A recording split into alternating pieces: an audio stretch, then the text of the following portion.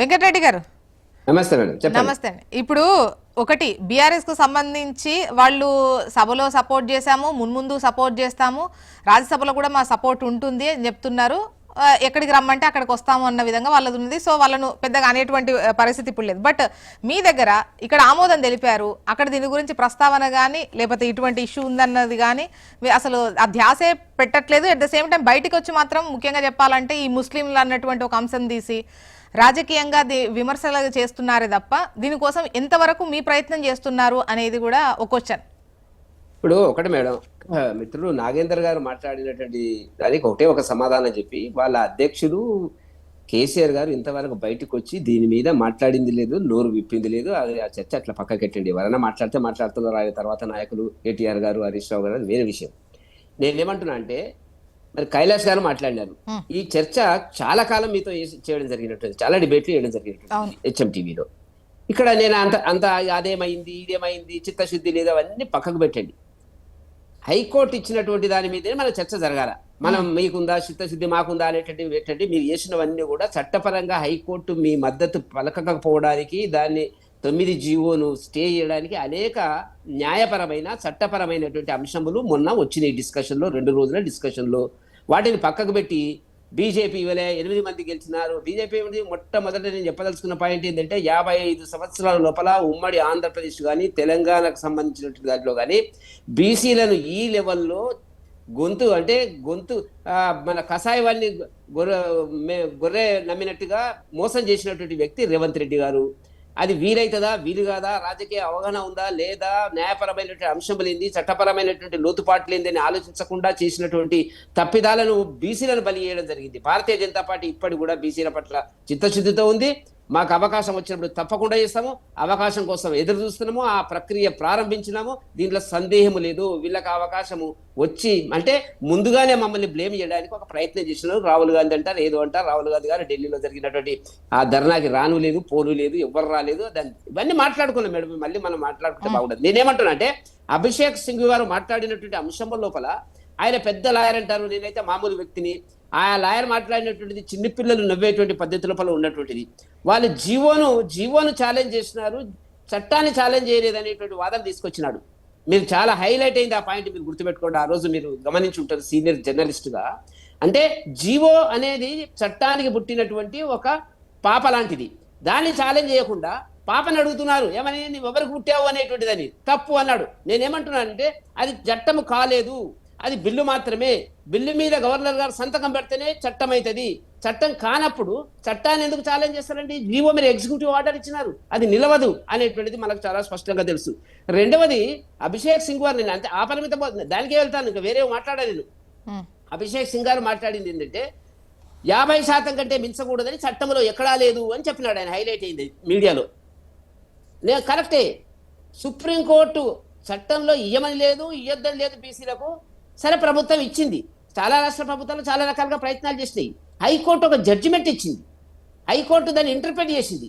చట్టంలో ఉన్నటువంటి కనపడని, కనిపించేటువంటి, అదృశ్యంగా లీనమైనటువంటి అనేక అంశాల గురించి సుప్రీంకోర్టు గత 75 సంవత్సరాలుగా ఈ దేశంలో రివ్యూ చేస్తుంది, న్యాయ సమీక్ష చేస్తుంది. పార్లమెంటు గొప్పదా, సుప్రీంకోర్టు గొప్పదా? చరిత్రలో నేను ఎప్పుడో 30-40 ఏళ్ల కింద అనేక కేసుల్లో కూడా మనకు రావడం జరిగింది. మన కేరళకు సంబంధించిన కేశవానంద భారతి కేసు దగ్గర నుంచి కూడా నేను చూడడం జరిగినటువంటిది. కాబట్టి అది తప్పు. 50%కి వాళ్ళు ఒక జడ్జిమెంట్ ఇచ్చి ఉన్నారు సుప్రీంకోర్టు. నెక్స్ట్, ఏబిసిడి మీరు ఎందుకు చేయలేదని మొన్న అడిగినప్పుడు దానికి సమాధానం చెప్పకుండా తప్పించుకున్నాడు. మేము రేపు చెప్తామని చెప్పినారు. మరుసటి రోజు ఏం చెప్పారో నాకు తెలియదుగా. దాంట్లో ఇంకోటి ఏంటంటే, 2011 SC/STలను తీసుకున్నారు కొలతబద్ద, బీసీలను 2024 ఎట్లా తీసుకున్నారు? ఇది అన్యాయం కదా అనేటువంటి చాలా స్పష్టంగా కనపడుతుంది. నేను ఎందుకు మాట్లాడుతున్నా అంటే, రేవంత్ రెడ్డి గారికి ఆయనే ఉన్నట్టుంది, న్యాయశాఖ మంత్రి వరకు ఉందో నాకు తెలియదు, అవగాహన లోపాలు చాలా ఉన్నాయి. దీన్ని న్యాయపరమైన అంశంలో లోపాలు ఉన్నాయి. ఈ వీటికి సమాధానం చెప్పకుండా గాలికి ఉపన్యాసాలు, బీజేపీ అనేటువంటి జీవోకు సంబంధించి వాదనలు వినిపించుకునే క్రమంలో ఏం ప్రిపేర్ అవ్వకుండానే అసలు ఏదో వెళ్దాము అంటే వెళ్ళినట్టు అని అంటున్నారా మీరు? అవును. ఇంకొక విషయాలు, మీరు ఎన్నికల షెడ్యూల్ గజి చేసినారా అన్నారు. చెప్పలే. అది చెప్తారా? సింగ్ గారు ఏమంటారంటే, అడ్వకేట్ జనరల్ చెప్తారంటాడు. మీరు దాన్ని నోటిఫై చేయలేదు. వీళ్ళు చట్ట ప్రకారంగా ఏది జరగలేదు. రెండవది అన్నిటికంటే ముఖ్యం డెడికేటెడ్ కమిషన్ సేకరించినటువంటి సమాచారాన్ని మీరు పబ్లిష్ చేసినారని అడిగినాడు. అంటే మేము చేయలేదన్నారు వీళ్ళు. ఎట్లా చేస్తారు? ఇప్పుడు డెడికేటెడ్ కమిషన్లో ఏమొచ్చిందని ఎక్కడ చెప్పినారు మేడం? చెప్పలే. ఇప్పుడు ఇయ్యద్దని ఎవరంటే లేరు. 42% కాదు 45% బీసీలకు ఇవ్వండి, మాకు అభ్యంతరం లేదు. కానీ మీరు చేయాల్సినటువంటి చట్టపరమైన మీకు చిత్తశుద్ధి లేదు. మోసం చేయాలనే దృక్పథంతో రాజకీయ అవసరాల కోసం, ఓట్ల కోసం మా మీద బురద చల్లడానికి, భారతీయ జనతా పార్టీ మీద బురద చల్లడానికి మోదీ గారిని దీంట్లో తీసుకొచ్చేటువంటి ప్రయత్నం లోపల మీరు చేసినటువంటి పద్ధతి లోపల మీరు చేసినటువంటి దాంట్లో మీరే దాంట్లో కూరుకొని పోయినారు. ఒక్క మాట మేడం, రెండో పేజీలో 9వ పాయింట్ ఉంది. After careful consideration of the Commission's recommendations and in view of the BC population and their inadequate political representation. BC population inadequate అంటే సరి అయిన పద్ధతిలో వాళ్ళకు అవకాశాలు రాజకీయంగాను, విద్యాపరంగాను, ఉద్యోగపరంగాను లభించలేదు కాబట్టి మేము 42% ఇస్తున్నాం అని చెప్పి ఆ పారాగ్రాఫ్ లో రాసినారు.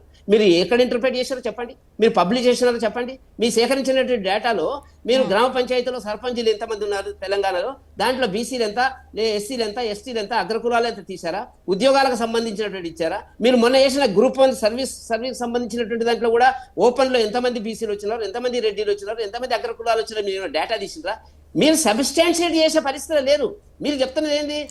వెంకటరెడ్డి గారు ఒకవేళ అంటే ఇప్పుడు స్టే ఇచ్చారు కానీ ఎన్నికల నిర్వహణకు సంబంధించి ప్రక్రియకు సంబంధించి ఎటువంటి అడ్డంకులు చెప్పట్లేదు, పాత పద్ధతిలో నిర్వహించుకోవచ్చు అని హైకోర్టు అంటోంది. మీ ఒపీనియన్ ఏంటి? అంటే ఎన్నికలు నిర్వహించాలా, ఏం జరిగినా కూడా నిర్వహించేస్తే బెటర్ అని అంటున్నారు, ఎందుకంటే ఇప్పటికే ఆలస్యమైంది కాబట్టి. అవును, నేను ఒక మాట మేడం, ఇక్కడ కూడా రాజకీయ న్యాయపరమైనటువంటి ఆలోచన లేదు. కోర్టులో ఏం మాట్లాడినారు? ఎన్నికలలో మీరు లాస్ట్ కు జోక్యం చేసుకోకండి, దయచేసి మీరు స్టే ఇవ్వకండి అని 2 రోజులు మాట్లాడినారు. ఎన్నికలలో హైకోర్టు జోక్యం చేసుకోలే.